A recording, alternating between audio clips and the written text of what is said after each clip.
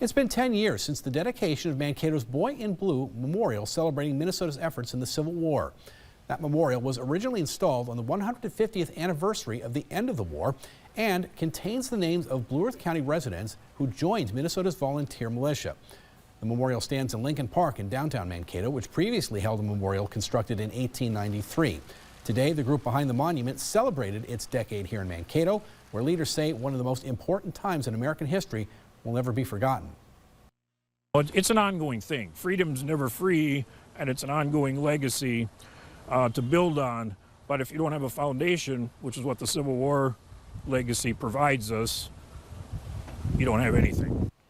Today's celebration also doubled as a recognition of the 160th anniversary of the end of the American Civil War, which officially occurred on this date in 1865.